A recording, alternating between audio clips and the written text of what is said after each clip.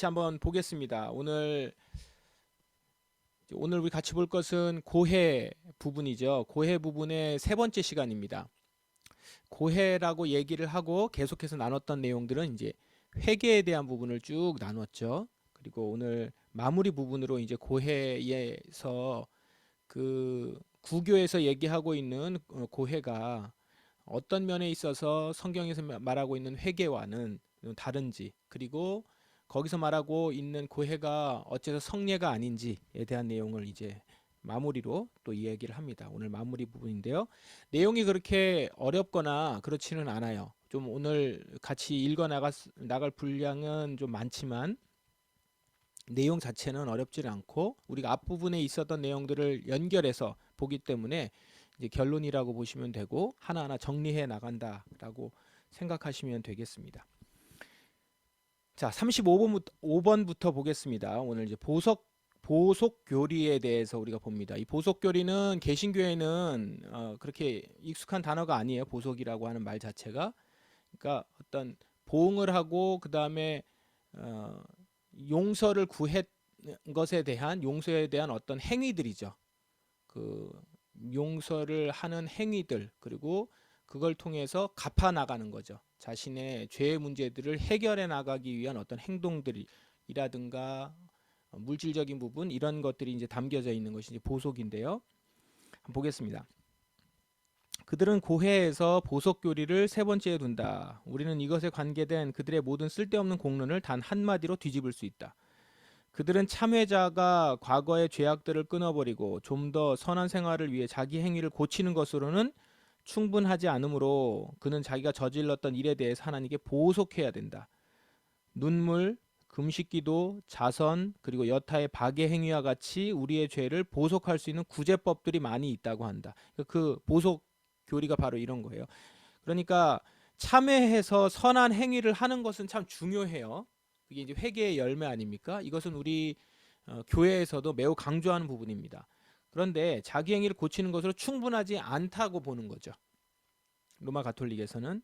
그래서 저질렀던 일에 대해서 누구에게? 하나님께 보속해야 된다라는 거예요. 하나님께 이거를 다 보속하는 행위를 해야 된다는 거예요. 그게 이제 뭐냐면 눈물, 금식기도, 자선, 여타 박해 행위 같은 것들로, 그래서 이제 구제하는 거죠. 구제법들입니다. 그래서 주의 노여움을 풀어야 한다라는 거다. 노여움을 푸는 것. 이런 노여움을 푸는 행위로서 행동하는 것들은 다른 기타 종교들, 타 종교에도 많이 나오는 건데, 그 타 종교에 나오고 있는 이런 보속 행위들, 보속 교리가 지금 로마 가톨릭에서는 성경에서 이 얘기를 하고 있다라고 하면서 주장하면서 이거를 요구하는 거죠, 사람들에게.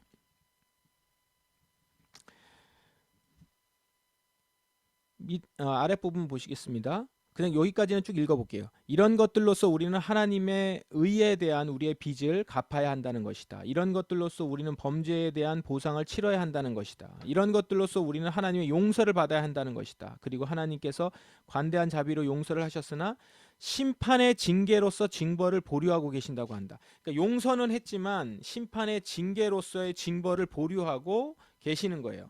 그래서 뭘 기다리는 거예요? 보속을 기다린다는 거죠. 그래서 보속에 의해서 속량되어야 한다는 것이 이 징벌이라는 것이다 라고 하면서 보속 교리를 강조하고 있다라는 겁니다. 자, 이것에 대해서 이제 얘기합니다. 이것에 대해서 칼뱅이 이것이 어떻게 잘못됐는지에 대해서 이제 이야기를 합니다. 이러한 거짓말에 대해서 나는 값없이 주어지는 죄사함을 대조시켜 놓았는데 성경만큼 더 명료하게 지시하는 것은 없다. 그러면서 이사야서, 로마서, 골로새서, 디모데후서, 디도서 얘기를 하고 있습니다. 첫째로 용서는 순전한 관영에서 주는 선물이 아니고 무엇인가?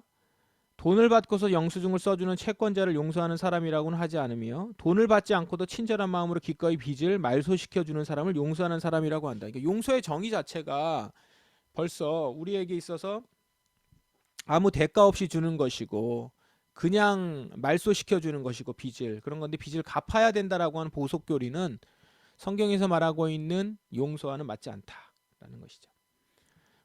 왜 보속에 관해 모든 생각을 말소하기 위한 것이 아니라면 값없이라는 말을 덧붙이는가? 라고 하면서 쭉 이야기를 하고 있습니다.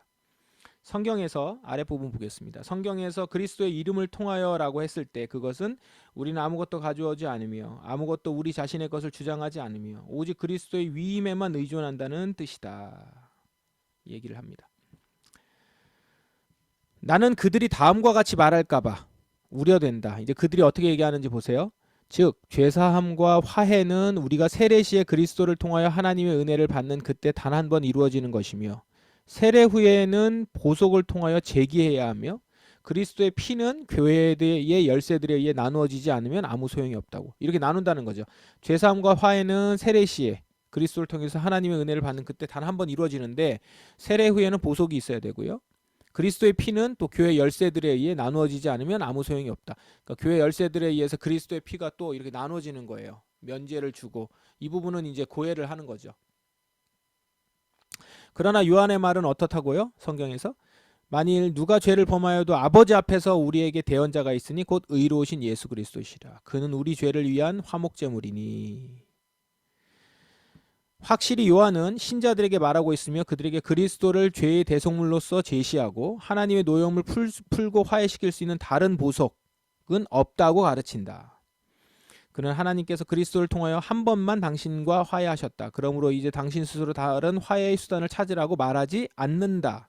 오히려 그는 그리스도께서 친히 중재하시면 언제나 우리로 하여금 성부의 은혜를 받을 수 있게 하는 영원한 변호자로 또 죄를 속량하시는 영원한 화목제물로 그리스도를 생각하고 있다.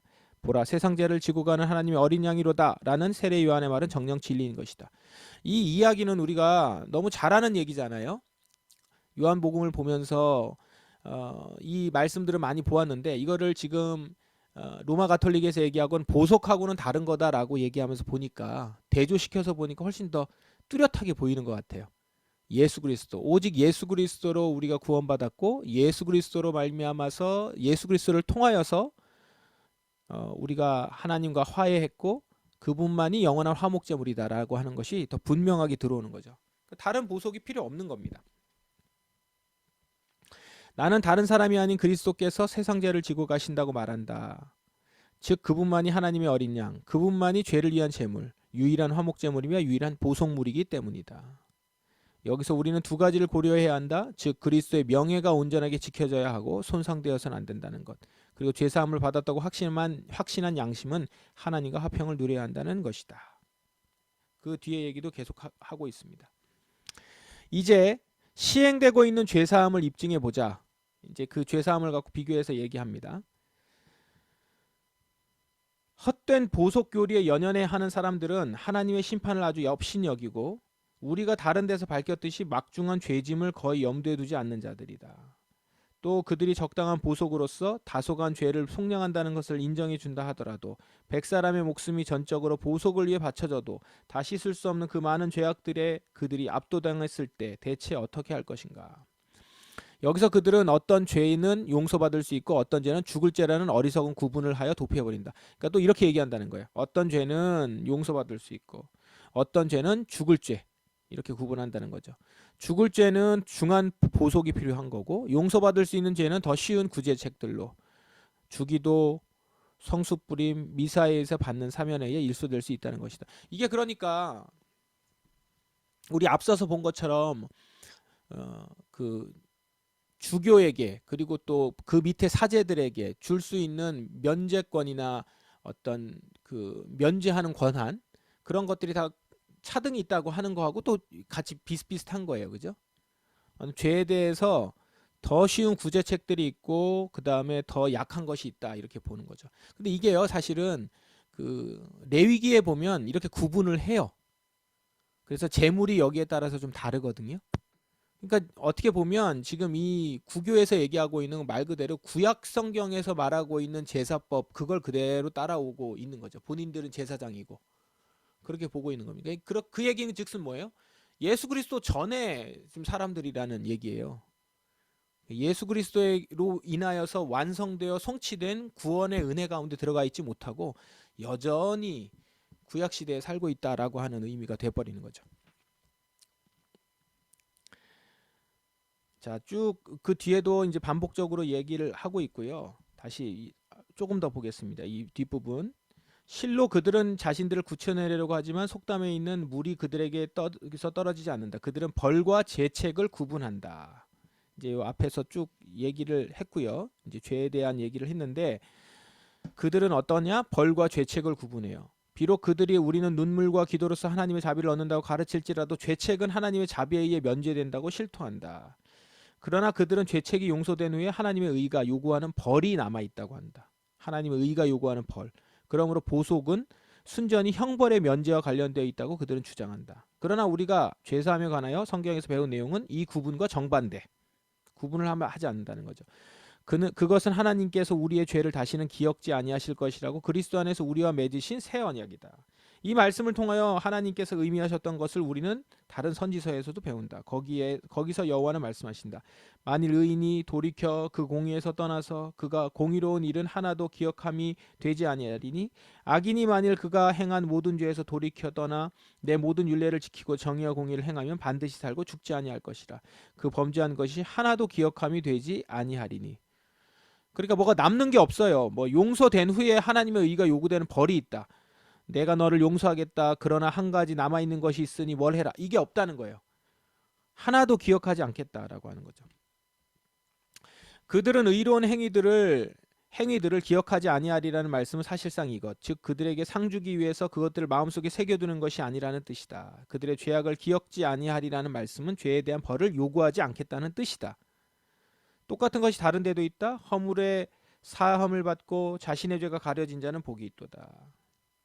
만약 우리가 주의 깊게 그에게 귀를 기울였다면 성경은 그러한 표현들로서 분명하게 그의 취지를 우리에게 설명하셨을 것이다. 확실히 하나님께서 죄를 벌하신다면 그것을 우리의 책임으로 계산하시며 벌을 주신다면 죄를 기억하시고 재판에 붙이신다면 죄를 덮어주지 않으신다. 그러나 주께서 어떤 율법에 의거해서 죄를 용서하시는지 다른 선지서로부터 들어보자. 너희 죄가 주홍 같을지라도 눈과 같이 씌어질 것이요 진홍같이 붉을 떨지라도 양털같이 되리라. 여기서 나는 독자들에게 나의 주석들에 주의하지 말고 하나님 말씀에 유의하기를 간청한다. 만일 죄에 대한 벌이 여전히 요구된다면 그리스도께서 우리에게 무엇을 주셨냐고 묻겠다. 그가 나무에 달려 우리 죄를 모두 자기 몸에 지셨다고 말할 때 우리는 단지 그가 우리 죄에 해당하는 징벌과 보응을 받으셨다고 생각하기 때문이다. 쭉 얘기를 하고 있죠. 같은 얘기를 지금 성경의 말씀을 근거로 해서 얘기를 하고 있습니다. 자, 여기 뒷부분에 이제 마지막 부분을 얘기를 합니다. 그들이 성경에서 따온 증거들로 무장하고 있는데 어떤 논거를 제시하는지 보기로 하자. 그들은 간음과 살인 때문에 나단 선지자에게서 책망받은 다윗, 이제 다윗 얘기를 한다는 거예요. 또 그러자. 그의 죄에 대한 용서는 받았지만 간음으로 말미암아 태어난 그의 아들이 죽음으로써 나중에 징벌받았다고 말한다. 그러니까 다윗의 그 밧세바와의 동침으로 인해서 이제 죄를 범한 거잖아요. 간음을 했고 그러면서 이제 아들이 태어났는데 죄 용서받은 다음에 이 아들이 죽죠. 태어나서 얼마 안 돼가지고 죽는단 말이에요. 그러니까 그걸 보고선 이 사람들이 뭐라고 얘기를 하느냐. 죄 용서는 받았지만 간음으로 말미암아 태어난 아들은 죽음으로 징벌받았다. 이렇게 얘기한다는 거예요. 여러분도 이 부분에 대해서 설명할 때 좀 잘 못하시는 경우가 많죠. 다윗의 그 아들 죽은 건 그럼 도대체 어떻게 봐야 되냐. 이렇게 보는데 자 그럼 칼뱅은 어떻게 얘기하는지 보십시다. 우리는 죄가 사함받은 이후에도 받아야 하는 이런 징벌은 보속으로서 배상한다고 배운다. 다니엘은 느부갓네살 왕에게 자선을 해서 자신의 죄를 보상하라고 권했다. 뭐 쭉 얘기를 해요. 언제나 하나님의 행위를 판단하는 그들은 얼마나 완악하고 사악한가. 자 이제 여기서 얘기를 합니다. 여기서부터 보십시오. 그러나 만약 그들이 하나님의 심판에는 두 가지가 있다는 사실을 관찰했다면 그리고 이것은 그들이 절대로 소홀히 하지 않았던 것이다. 그들은 다윗에 대한 이 책망에서 죄의 심판이나 보응, 이 보응은 복수, 보응과는 아주 다른 것을 발견했을 것이다. 쉽게 이해하기 위해서 하나는 보응의 심판이라고 하고 다른 하나는 징계의 심판이라고 칭하겠다. 두 가지를 나눠서 봐야 된다는 거죠. 하나님의 심판은 두 가지가 있다는 거예요. 하나님의 심판에는 두 가지가 있다는 사실. 이게 이제 칼뱅이 주장하는 바입니다. 보응의 심판이라고 했을 때는 하나님께서는 타락한 자들에게 진노하시고 보응하시고 그들을 혼란에 빠뜨리시고 흩뜨려지시고 좌절시킨다. 정확히 말해서 이것을 죄를 처벌하고 보복하는 것이다. 그리고 이것은 형벌, 보복이라고 칭할 수 있다. 이게 있어요. 보응의 심판. 그러니까 악한 자들을 보복하는 그런 거죠. 그러니까 징벌하는 거죠. 형벌하는 것이고. 근데 징계의 심판은요. 이제 이 부분이 중요한데 하나님께서는 형벌하지 않으시고 노하시지 않으시며 복수하지 않지만 그의 백성들을 가르치고 훈계하고 응징하시고 일깨우신다. 이 응징이라는 말이 좀 약간 여러분들한테 헷갈릴 수도 있는데 어쨌든 앞에 부분을 중심으로 보세요. 가르치고 훈계하시기 위해서. 그러니까 노하거나 형벌이나 복수가 아니에요. 그러니까 형벌이나 보응이 아니라 교정이나 훈계라는 거죠. 그러니까 전자 보응의 심판은 재판관으로서 행동하는 거예요. 심판이고 후자는 아버지로서 행동이죠. 그러니까 우리는 심판받지 않아요. 심판은 받지 않지만 우리는 아버지에게 훈계를 받아요. 혼나죠. 지금 칼뱅은 그 얘기를 하는 겁니다. 그러면 그걸로 이거 보시면 어떻게 돼요? 다윗은 용서받았어요. 그래서 보응의 심판은 받지 않지만 징계의 심판은 받는 거죠. 아버지로서 혼난다라는 측면이라는 거예요. 재판관이 행악자를 벌할 때는 범행을 책망하고 범죄에는 벌을 가하지만 아버지가 아들을 엄격하게 바로잡을 때는 아들에게 복수하기 위해서는 아들의 범행에 대해서 학대하기 위해서 하는 게 아니라 가르치고 조심하도록 하기 위해서. 요컨대 벌이 있는 곳에는 하나님의 저주와 진노가 있고요. 하나님께서는 신자들로부터 멀리 떨어져 계시지만 징계는 하나님의 축복이요 사랑의 징표예요. 성도들은 모두 항상 진노를 거두시기를 기도했고 그러면서도 그들은 평온한 마음으로 징계를 받았던 것을 우리는 보게 된다. 그래서 다윗이 어때요? 다윗이 그 아들이 죽었을 때 그 전까지는 금식하면서 간절히 기도해요. 식음을 전폐하면서 살려달라고. 그랬는데도 불구하고 징계의 심판을 받자 그는 그 자리에서부터 일어나서 하나님이 거두어 가셨으니 내가 어떻게 하겠냐 하면서 식사를 해요. 이게 이제 다른 점이라는 거죠. 하나님께서는 사울로부터 왕국을 빼앗으셨을 때는 뭐 한 거예요? 벌하신 거예요. 이거는 보응의 심판이죠. 그는 회개하지 않았잖아요.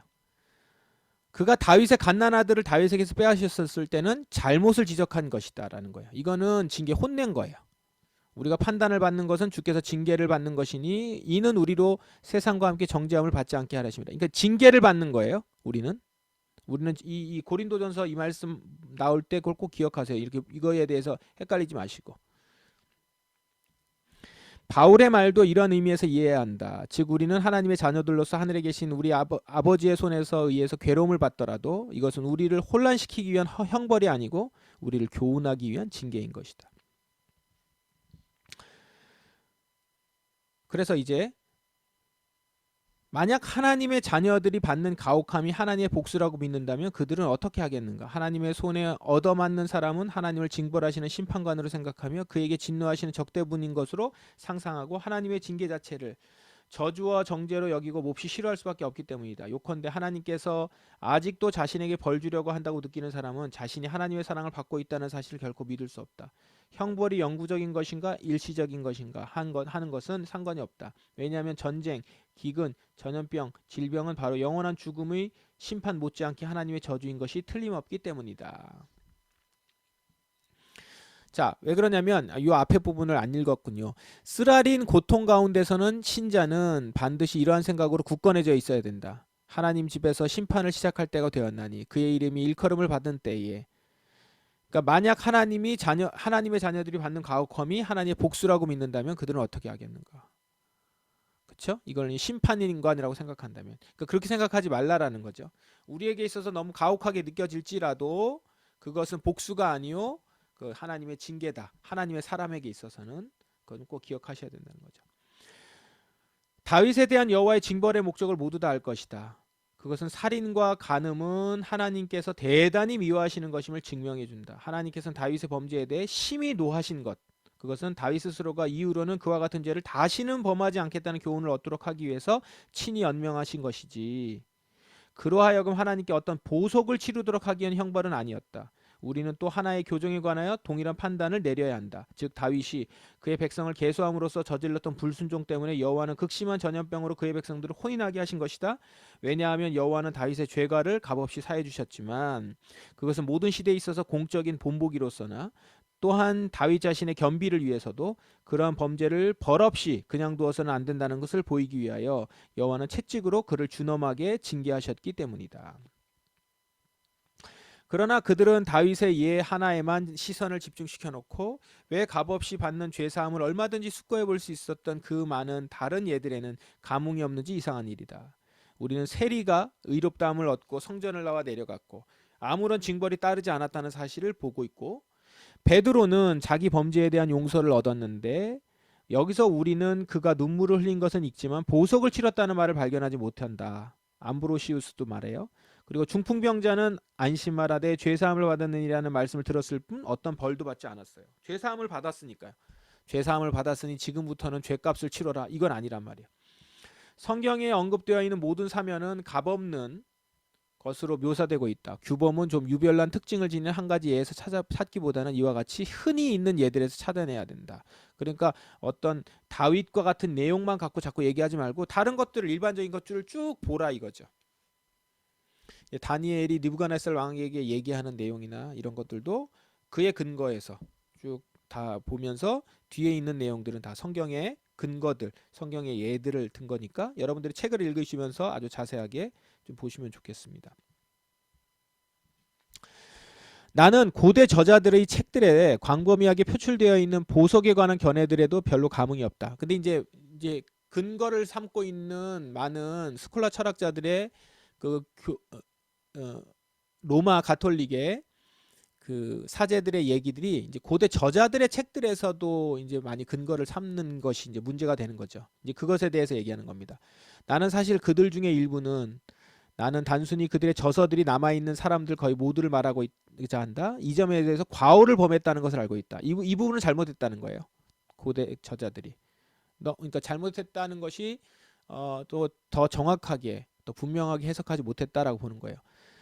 나는 보석에 관한 새로운 해석자들이 이해하고 있는 정도로 그들이 졸렬하고 조야하게 그런 책들을 썼다고는 보지 않는다. 과오를 범했지만 그러나 그렇다고 해서 지금 새로운 해석자들이, 보석에 관한 새로운 해석자들이 이해하고 있는 정도로 그렇게 쓴 건 아니다라고 본다는 거예요. 고대 저자들이. 그들이 보석이라고 부르는 것은 대부분이 하나님께 드리는 배상이 아니고, 그 책에서 나오는 내용들이 파문 처분을 받았던 사람들이 다시 친교에 들기를 원할 때 교회 앞에서 자기의 회개를 확증하는 공적인 증거인 것이다. 그러니까 이것은 보석이 아니라 다시 공동체 안으로 들어오기 위해서 내가 정말 회개했습니다라는 것들을 보이기 위한 공적 증거, 이런 거라는 거죠. 왜냐하면 이 회개자들은 진심으로 정녕 자기의 이전 생활을 싫어한다는 것을 입증하기 위해서, 아니 오히려 자기의 이전의 행동들에 대한 기억까지 지워버리기 위하여 그들은 얼마간 금식하고 다른 의무들을 부과받았고 하나님께가 아니라 교회에 대한 보석을 치렀다고 말하였기 때문이다. 이 관례로부터 오늘날 시행되고 있는 고해와 보석이 발단이 되었다라는 거예요. 이들은 참으로 독사의 자식들. 여기서 이들은 이제 이 새로운 해석자들을 말해요. 이들로 말미암아 좋았던 옛 형태의 그림자조차 남지 않게 되었다. 나는 옛 저서들이 때로는 귀에 거슬리는 말을 하는 것을 알고 있다. 그리고 방금 말했듯이 나는 그들도 잘못이 있다는 걸 알고 있다. 그러나 몇 가지 오점들이 보이는 저서들이 이 사람들의 불결한 손을 거치면서 완전히 더럽혀지고 만다. 그러니까 이걸 가지고 완전히 더럽혀서 이용해서 악용을 해버린 거죠. 실수할 수도 있고 이것이 아니라는 것을 고민을 하면서 이렇게 이게 보속으로 가지 않도록 했어야 되는데 오히려 더 더럽혀버렸다라고 얘기를 하는 거죠. 이제 마지막으로 연옥. 이제 그들은 자기들의 연옥설도 더 이상 우리를 괴롭히지 않도록 하라. 이제 연옥이 이제 중간 단계죠. 중간 단계. 하늘나라로 천국으로 가지 않고 중간에서, 거기서 이제 어느 정도 선행을 쌓고 해야지만 이들이 이제 하늘나라로 가게 되는 그런 것이 있다라고 얘기하는 건데, 이제 그 부분에 대해서도 비슷하다라는 거죠. 나는 어떤 사람들이 이런 문제점을 못 본 채하고 연옥에 대해 아무런 언급도 하지 않아야 한다고 생각하는 것에는 동의하지 않는다. 그들이 말하듯이 이 연옥 문제로부터는 격렬한 다툼이 일어날 뿐이고 교화는 거의 얻을 수 없기 때문이다. 확실히 나 자신도 그들이 중대한 결과를 초래하지 않았다면 그와 같은 쓸모없는 것들을 무시해야 한다고 충고했을 것이다. 그냥 한마디로 이렇게 얘기합니다. 연옥설은 사탄의 극악한 고안품이며 그리스도의 십자가를 무효로 만드는 것이며 우리의 믿음을 전복시키고 파괴하는 것이다. 자, 그러면서 이제 고해성사, 맨 마지막에 이제 고해성사. 이제까지는 고해와 여러 가지 보석 그런 얘기들을 쭉 한 거고, 이제 고해성사, 성례에 대한 얘기를 하는 겁니다. 고해성사 자체를 살펴보자. 여기서 성례를 찾아내려고 무진 애를 쓴다. 그들은 갈대에서 마디를 찾으려고 하므로 조금도 이상할 것이 없다. 최선을 다했는데도 문제는 여전히 복잡하고 미결 상태로 확 불확실한 채로 또 다양한 견해들 때문에 혼돈스럽고 난처하게 된 채로 남아있다. 그리하여 그들은 이렇게 말한다. 외형적 고해는 성례이고 그렇다면 내면의 회개 즉 마음으로부터의 뉘우침의 표지로 간주되어야 한다는 것이다. 이 고해는 이 마음으로부터의 뉘우침이 성례의 본체일 것이기 때문이라고 한다. 아니면 양자가 합하여 성례일 것이라고 한다. 둘이 아닌 하나의 완전한 성례라고도 한다. 그러니까 이게 정리가 안 됐다라는 거예요. 고해 성사에 대해서. 내면의 회개하고 고해는 겉으로 나타나는 고해는 어떻게 나눠져야 되느냐. 어떤 사람은 성례고 그거는 하나는 표지라고 보고 아니면 둘 다 성례 그 마음으로부터의 뉘우침이 성례의 본체일 거라고 하고 아니면 양자가 합하여 성례라고 얘기하기도 하고 둘이 아닌 하나의 완전한 성례라고 얘기하기도 하고 그렇다는 거예요. 그러나 그들은 외형적 고해만이 성례이고 내면의 회개는 성례의 본체임과 동시에 성례라고 말한다. 나아가서 죄사함은 본체일 뿐이지 성례는 아니라는 것이다. 위에서 우리가 제시한 성례의 정의를 기억하고 있는 사람들에게 로마 법학자들이 말하는 성례에 대해 검토해 보도록 하라. 그러면서 쭉 이야기를 하고 아우구스티누스 이야기를 합니다. 성례에 대한 의미를 다시 한번 확인하라라는 거죠. 한번 읽어보죠.